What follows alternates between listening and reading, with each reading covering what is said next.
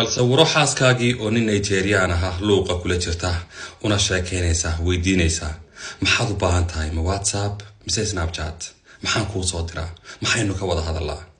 marka uu weydiiyo ninkii Nigerianka ahaa ninkaagu haddii uu inoo ogaado inaad aniga ila sheekaysanaysa ka waranna ay ugu jawaabto ma ogaanayo waayo Mareykanku joogaa ee dalka ma joogo halka adigu aad ka fikiraysa xaaskaagii laga yaabaa maalmaha qaarkood 28 maalmood inaad bisha aad shaqayso 2 maalmood kaliya aad fasaxtay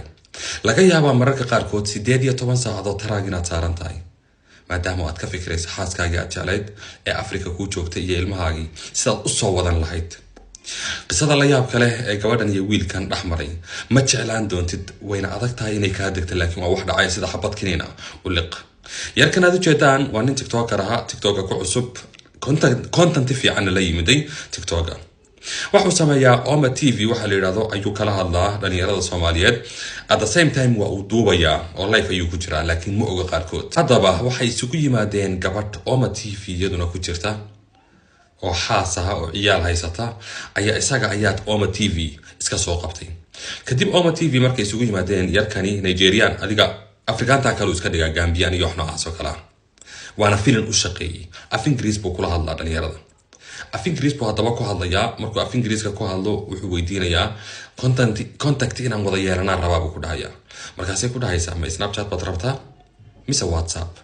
wuxuu ku dhahayaa ninkaagu haddii uu inoo ogaado laakiin ka waran inagoo wada hadlayna dhibaato male bay taagan tahay waayo ma ogaanayo sababtoo ah wadanka kuma noolo wax yar kadib wiilku waxa uu ku hadlayaa af Soomaaliland waa nin Soomaaliya qorshihiisuna inuu baraanka gabadha ku sameeyo bay ahayd gabadhu 70 jeer ayay ku celinaysaa fadlan igu dheh kuma duubayo waa maalinkii igu dambeysay su'aashaana daba isweydiinaya ayaa waxa ay tahay haddii aan la duubaynin gabadhu waxay ku celinaysaa maadi duubaysay walaalhay duubin arrinkaas in la ogaado ma rabo familkaygu inay ogaadaan ma rabo walaashay haddii aan lagu duubeen oo cidi ayna ku duubteen videogan haddii aad daawanayso nin adiga ku jecel oo ku qabood ciyaar isu dhasheen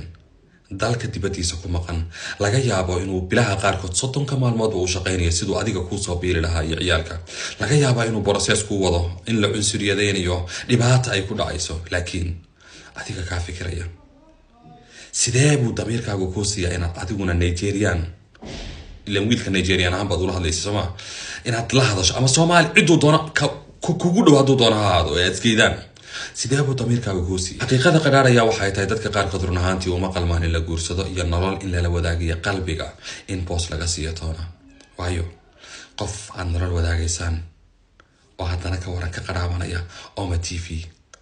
af Ingiriis kula hadlayo qof Nigerian iyo Gambian ay u haysato aad indida day qofkii uu Soomaali ku noqonayo qaboobayso oo dhaysa ha i duubin fadlan haddii imisa qof oo kale oo isagoon lagu duubaynin barnaamijyo ay soo dhaxmareen baa jira aad iyo aad baan uga xumay bal sawiro wiilka gabadhaas qaba oo isagoo taraag saaran oo faraxsan oo la cadeynaya ku fikiraya gabadhaadii iyo ciyaalkaagii wadankii ku joogay intaad u shaqayso dhididkaaga saa tiraado bisha dhamaadkeedana 700 800 u dir si ay guriga kaliisa isaga bixiyaan ciyaalkana iskoolka loogu diro gabadhaaduna ay gabdhaha qeyrkeeda uga qurux badnaato oo loo yiraahdo ninkeedii baa soo biilaya aad baan uga xumahay dareenka uu wiilkaasi dareemi doono videogan kulli uu arki doonaa wajigeedana uu qariyay laakiin videogu TikTok ayuu ku jiraa marka uu arko ninkaasi xaaladiisu sida ay noqon karto ma dareemi karayo sidee baad u aragtaan bal fikirkiina commentiga soo qora